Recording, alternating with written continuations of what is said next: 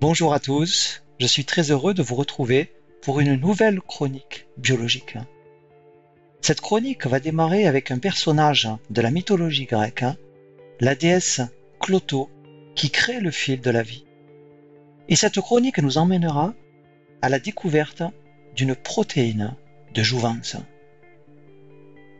Le voyage que je vous propose dans cette chronique démarre par un récit qui date de la Grèce antique et qui va nous permettre de rencontrer trois personnages de la mythologie grecque. Il s'agit des trois divinités du destin, trois déesses que les Grecs anciens appelaient les moires. En grec ancien, le terme moire signifie les portions de destin qui sont assignées à chaque homme. Parce que selon la mythologie grecque, ce sont les trois moires qui vont présider à la destinée des hommes. Le poète grec Hésiode, qui vivait au 8e siècle avant Jésus-Christ, a écrit le long poème de la Théogonie, dans lequel il présente la multitude des dieux grecs ainsi que leur généalogie, et dans lequel il nous parle notamment des moires. Dans les vers de cette Théogonie, Hésiode donne aux moires une première ascendance. Il les décrit comme les filles de Nyx, qui est la déesse de la nuit. Mais un peu plus loin dans la Théogonie, Hésiode modifie l'ascendance des moires et il les décrit cette fois comme les filles du dieu Zeus, le roi des dieux, et de Thémis, la déesse de la justice. Les moires sont trois sœurs, dont la plus jeune est appelée Clotho. Clotho signifie en grec celle qui file la laine. Clotho est la moire qui file la trame de la vie des hommes et qui régit donc la naissance. La deuxième moire est appelée l'Achésis, ce qui signifie celle qui tire au sort. L'Achésis est la moire qui répartit, qui attribue à chacun sa part. Elle mesure la longueur du fil de vie et régit donc le déroulement de la vie. La troisième moire, qui est l'aînée, est appelée Atropos, ce qui signifie l'implacable, l'inflexible. Atropos est la moire qu'on ne peut pas détourner. C'est elle qui va couper inexorablement le fil de notre vie et qui régit donc la mort. La personnification du destin par les trois moires se retrouve dans de nombreuses autres mythologies. On retrouve par exemple ces trois divinités dans la mythologie romaine où elles sont appelées les parques. Et les trois parques se partagent les mêmes rôles que les trois moires. Nona tisse le fil de vie, puis Décima le déroule et Morta, enfin, le coupe. Dans la mythologie nordique, ce sont les Nornes qui veillent au destin de chacun. Elles ont pour mission de fixer l'avenir d'un enfant lors de sa naissance.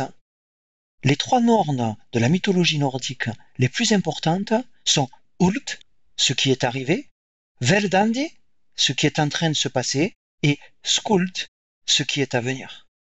Ces trois Nornes vivent près de la fontaine du destin, au pied de l'arbre du monde, qu'on appelle Yggdrasil, ce qui signifie l'introuvable. Les Nornes tissent la tapisserie des destins, un ouvrage où chaque fil représente une vie. Et les Nornes gravent sur le bois le destin de chaque enfant. Elles puisent aussi de l'eau dans la fontaine du destin et le mélangent à de la terre pour alimenter les racines de l'arbre du monde. Et comme le fait Atropos de la mythologie grecque ou Morta de la mythologie romaine, c'est Skuld qui coupe le fil de vie lorsque l'existence d'un mortel doit s'achever. Les trois sœurs du destin évoquées dans ces différentes mythologies sont souvent représentées sous les traits de vieilles femmes laides, tristes comme peut l'être la mort, effrayantes comme peut l'être le destin. Mais ces divinités ne sont pas toujours représentées comme de vieilles femmes aux traits inquiétants. Et par exemple, au XIXe siècle, le sculpteur hongrois Joseph Engel réalise une statue en marbre qui représente Clotho filant la trame de vie, et Engel donne à Clotho le corps charmant d'une jeune femme. Quittons maintenant la déesse grecque Clotho pour suivre une histoire scientifique qui démarre au Japon à la fin du XXe siècle. Makoto Kuro, de l'Institut national de neurosciences de Tokyo, et Yoichi Nabeshima en collaboration avec une quinzaine d'autres chercheurs japonais, mènent une étude scientifique sur des souris. Et ils vont publier en 1997, dans la revue Nature, une étonnante découverte. Au départ de leur étude, ces chercheurs explorent chez des souris les mécanismes responsables de l'hypertension artérielle. Dans leur étude, ils travaillent sur des souris transgéniques, c'est-à-dire des souris dont le génome a été modifié par l'introduction d'un gène. Un gène transféré d'un organisme à un autre par la technique de transgénèse est appelé un transgène. Et le transgène est ici un gène de lapin codant une protéine membranaire impliquée dans le transport des ions sodium. Ce gène de lapin a été introduit par micro-injection dans l'ADN des cellules œufs de souris afin d'obtenir des lignées de souris transgéniques, c'est-à-dire des lignées de souris qui possèdent dans l'ADN de toutes leurs cellules un exemplaire de ce transgène, c'est-à-dire de ce gène de lapin. Et ces chercheurs vont constater que sur les 28 lignées différentes de souris transgéniques qu'ils obtiennent, seules 3 lignées expriment le transgène. Les 25 autres lignées restant incapables de l'exprimer. Les chercheurs se sont alors intéressés aux raisons de cet échec en étudiant de plus près les 25 lignées qui n'exprimaient pas le transgène. Et cette étude les a conduits à découvrir qu'une de ces 25 lignées transgéniques présente des caractéristiques tout à fait inattendues. Ces souris paraissent normales à la naissance et elles semblent se développer normalement jusqu'à l'âge de 3 à 4 semaines, ce qui correspond à peu près chez l'homme à un âge de 6 à 7 ans. Mais alors que la durée de vie moyenne des souris normales élevées dans les conditions protégées dans le laboratoire est d'environ 24 mois, ces souris transgéniques meurent de vieillesse vers l'âge de 2 mois et aucune ne va survivre au-delà de 3 mois. Leur durée de vie s'avère donc être de 8 à 12 fois plus courte que la durée de vie normale des souris. Et ces souris transgéniques ont non seulement une durée de vie extrêmement raccourcie, mais elles vont accumuler dès leur enfance de nombreuses manifestations du vieillissement, qui rappellent fortement les symptômes du vieillissement humain. Par exemple, ces souris transgéniques développent de l'athérosclérose, c'est-à-dire que la paroi de leurs artères va se calcifier et se rigidifier.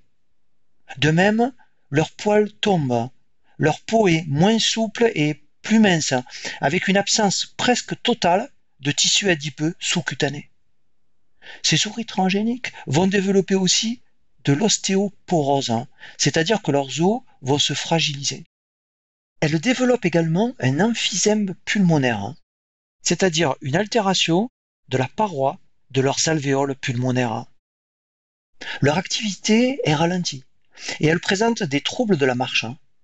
De plus, leur système immunitaire s'altère et s'appauvrit. Leurs testicules ou leurs ovaires sont atrophiés et ne peuvent pas produire des gamètes matures, si bien que ces souris sont stériles. Leurs taux sanguins de phosphate et de calcium sont anormalement élevés et ces souris développent une calcification de différents tissus mous. Les chercheurs se sont alors demandé quelle était l'origine de cette forme étonnante de vieillissement prématuré. Actuellement, les nouvelles technologies permettent d'introduire un gène à un site précis de l'ADN. Mais lorsque ce travail a été réalisé, l'insertion d'un transgène dans le génome n'était pas précisément ciblée, mais aléatoire.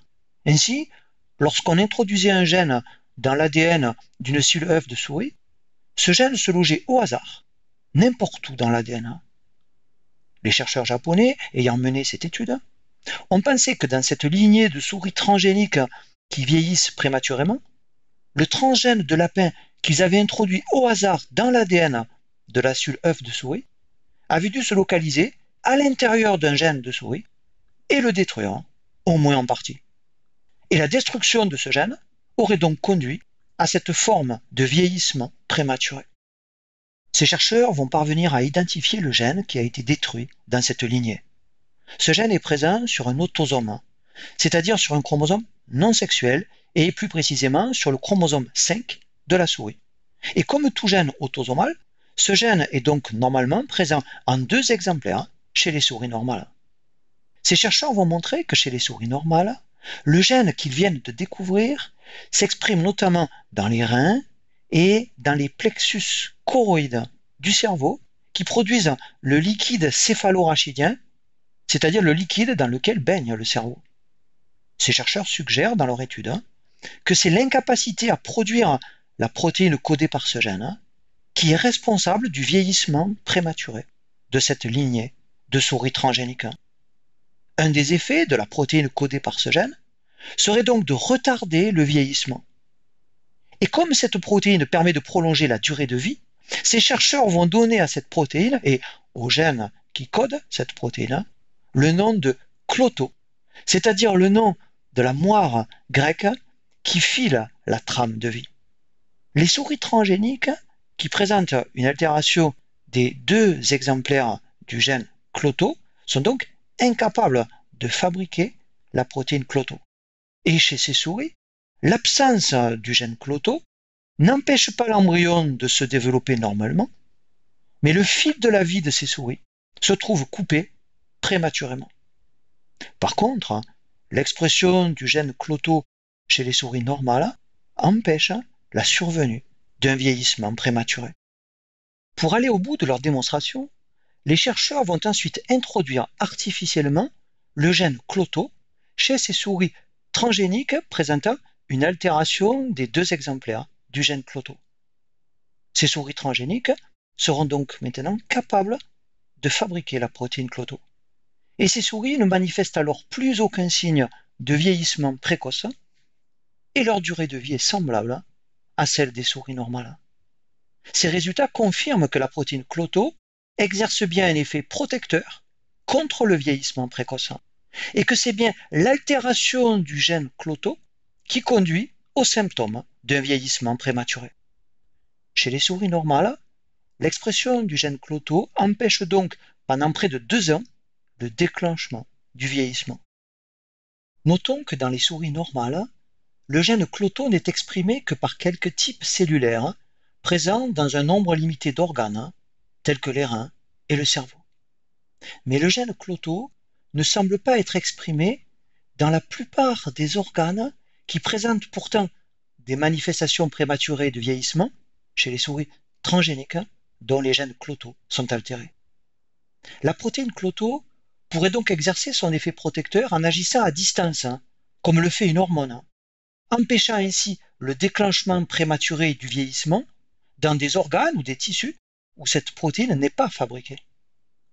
Cette étude de Kuro et Nabeshima a permis aussi de montrer que la protéine cloto est une protéine transmembranaire, c'est-à-dire une protéine ancrée à la membrane plasmique. Mais cette protéine peut être aussi présente sous une forme circulante, soluble dans le milieu extracellulaire, soit formée par l'action d'une enzyme qui coupe la protéine clotomembranaire dans sa portion extracellulaire, soit par sécrétion directe d'une forme incomplète de cloto. Et les formes solubles de cloto peuvent circuler par voie sanguine dans l'organisme, comme le fait une hormone. Des études ultérieures vont montrer que les formes solubles de la protéine cloto circulent en effet dans le sang, comme une hormone, mais aussi à l'intérieur du liquide céphalorachidien. Et la quantité de protéine cloto présente dans le sang et dans le liquide céphalorachidien diminue chez les souris âgées. La protéine cloto pourrait donc agir comme une hormone circulante qui freine le vieillissement. Le gène cloto découvert chez la souris est fortement conservé dans le règne animal et il est présent dans le génome humain sur le chromosome 13. Des travaux publiés en 2002 ont révélé que des mutations du gène cloto sont associées à un vieillissement humain accéléré. Et une étude publiée en 2004 montre que le taux sanguin de protéines cloto dans notre sang diminue aussi avec l'âge. La protéine cloto qui retarde le vieillissement de la souris exerce donc aussi cet effet protecteur chez l'homme. l'étude initiale menée par Cureau a montré que la présence de cloto permet aux souris de retarder le déclenchement de leur vieillissement et de vivre 2 ans au lieu de 2 mois. Mais est-ce qu'une souris qui produirait une quantité de protéines cloto supérieure à la normale pourrait vivre plus de 2 ans et pourrait franchir ainsi les frontières de la longévité maximale naturelle de cette espèce? La réponse à cette question est publiée en 2005 dans la revue Science. Cette étude est à nouveau conduite par Kuroho et ses collaborateurs.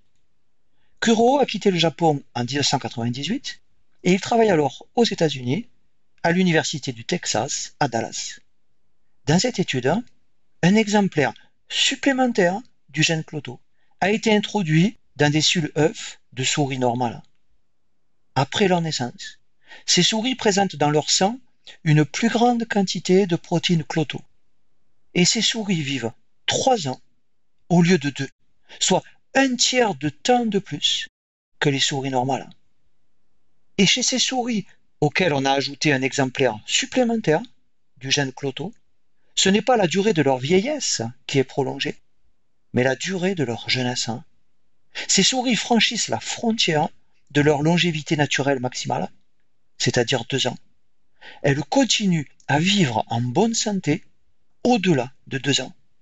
Puis, elles finissent par vieillir rapidement, comme les souris normales, mais 1 an plus tard, avant de mourir à l'âge de 3 ans. Ainsi, produire une quantité supplémentaire de protéines cloto permet aux souris de rester jeunes plus longtemps et de prolonger leur espérance de vie. Cloto est bien un protecteur qui prolonge la vie en retardant le vieillissement. Mais ces souris qui vivent 3 ans au lieu de 2 sont cependant moins fécondes que les souris normales, comme s'il y avait un prix à payer pour ce surcroît de jeunesse et de longévité. Yoichi Nabeshima avait conduit avec Kuroho l'étude fondatrice sur le gène cloto, publiée en 1997 et dont je viens de vous parler. Yoichi Nabeshima est resté au Japon, où il va poursuivre ses recherches à l'université de Kyoto. Et il publie notamment en 2003, dans The FASEB Journal, une étude qui montre que les souris dépourvues du gène cloto présentent non seulement un vieillissement prématuré, mais aussi une atteinte de leurs fonctions cognitives. Les fonctions cognitives sont les capacités cérébrales qui permettent notamment de communiquer, de percevoir l'environnement, d'apprendre et de mémoriser. Et ces souris dépourvues du gène cloto présentent notamment des déficits de leur mémoire, avec des lésions du cerveau, et plus précisément de l'hippocampe, qui est un centre nerveux jouant un rôle essentiel dans la mémorisation. La protéine cloto pourrait protéger le cerveau en retardant le vieillissement cérébral. En 2014, une autre étude publiée dans Cell Reports va permettre de mieux cerner cet effet protecteur de cloto sur le cerveau. Cette étude est menée en Californie par Lennart Mack et Dina Dubal, et elle implique une vingtaine d'autres chercheurs des États-Unis, dont Makoto Kuroho. Ces chercheurs étudient des souris transgéniques dans lesquelles un exemplaire supplémentaire du gène cloto a été introduit dès leur conception. Comme nous l'avons vu, ces souris transgéniques vivent 3 ans au lieu de 2. Mais cette étude montre que ces souris vont présenter durant toute leur vie des capacités d'apprentissage et de mémorisation accrues. Cet effet est observé aussi bien chez les souris jeunes que chez les souris âgées. Ainsi, en plus de son effet de protection contre le vieillissement et de son effet d'allongement de la durée de vie, cloto exerce sur le cerveau, dès le jeune âge, un effet d'augmentation des capacités d'apprentissage et de mémorisation. Cette étude de Mack et Dubal va également montrer que la surexpression de cloto favorise le fonctionnement de certaines synapses, et notamment dans l'hippocampe, qui est ce centre cérébral impliqué dans la mémorisation.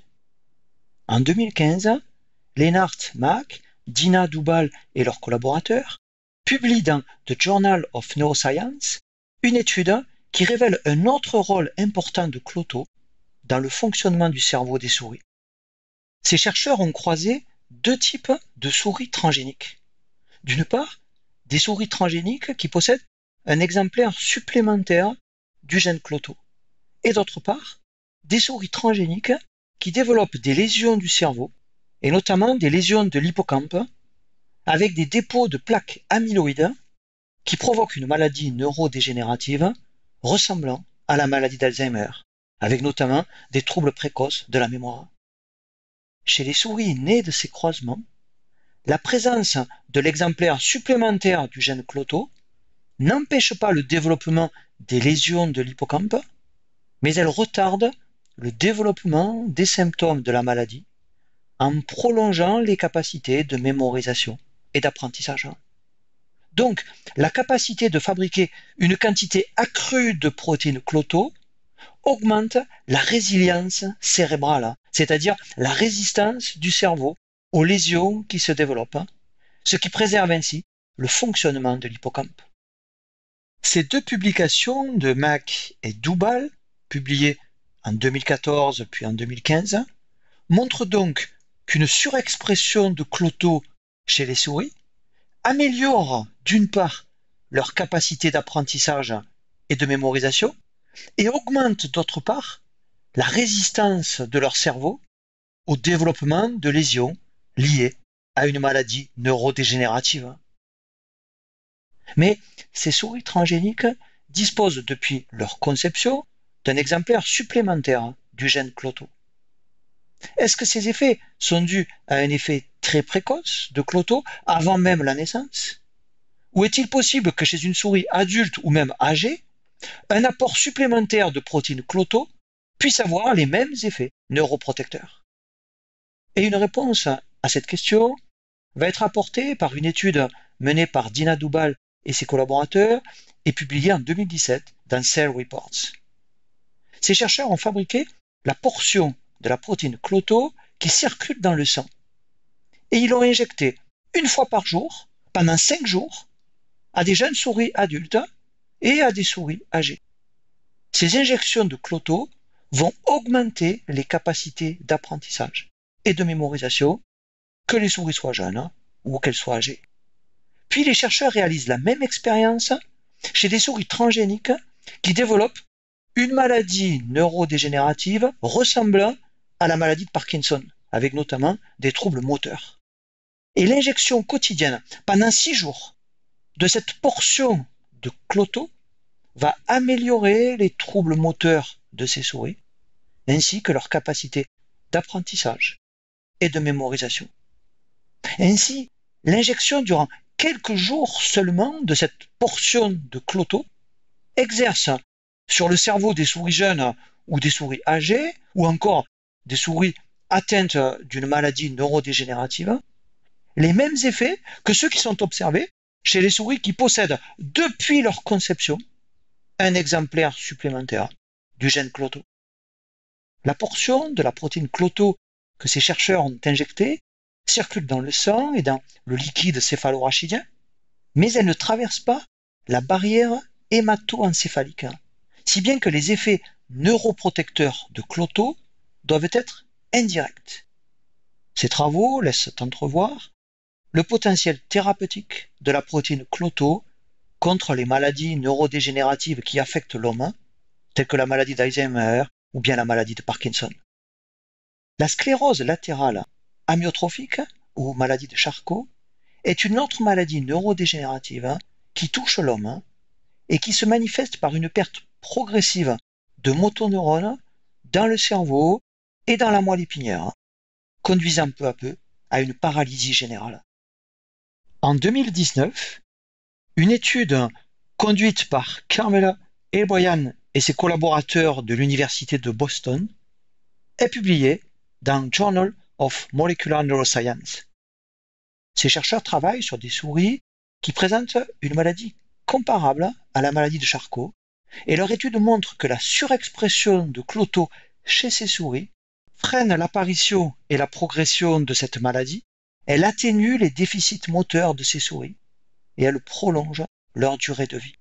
L'étude montre que dans ces souris, la surexpression de Cloto a réduit la neuroinflammation et elle a permis de freiner la perte de motoneurones, essentiellement dans la moelle épinière, mais aussi dans le cortex moteur. Les nombreuses études qui concernent Cloto permettent de comprendre comment agit cette protéine Cloto. Un des modes d'action de la protéine Cloto est de permettre au FGF23 d'exercer son effet. Le FGF23 est une hormone que les ostéocytes, cellules de l'os, produisent notamment lors d'une augmentation du taux sanguin de phosphate. Le FGF23 agit sur des cellules du rein en réduisant la réabsorption des ions phosphate, ce qui conduit à diminuer les taux sanguins de phosphate. La présence de Cloto membranaire est nécessaire à cette action rénale du FGF23 parce que Cloto permet alors la liaison du FGF23 à son propre récepteur membranaire. Cloto est donc ici une sorte de corécepteur obligatoire du FGF23. L'action du FGF23 permise par Cloto permet ainsi d'abaisser les taux sanguins de phosphate, ce qui est capital dans le maintien de la longévité. La protéine Cloto membranaire permet aussi au FGF23 de réduire la synthèse par le rein d'une hormone hypercalcémiante appelée le calcitriol. Et par cette action, la protéine Cloto membranaire est donc impliquée dans une réduction de la calcémie.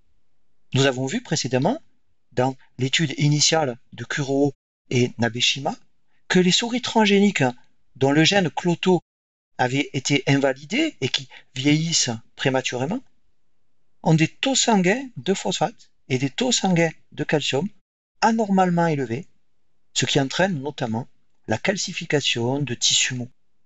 Mais si on soumet ces souris transgéniques dont le gène Cloto a été invalidé à un régime alimentaire appauvri en éléments phosphore, leur durée de vie est prolongée et la calcification des tissus se trouve réduite.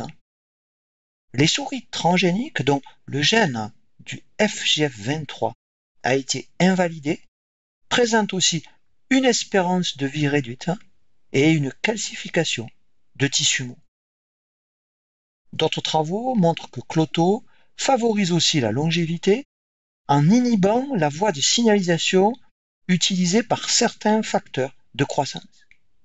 Ainsi, Cloto bloque la voie de signalisation utilisée par l'insuline et l'IGF-1, ce qui permet par exemple à Cloto d'induire la production intracellulaire d'enzymes de protection contre le stress oxydatif.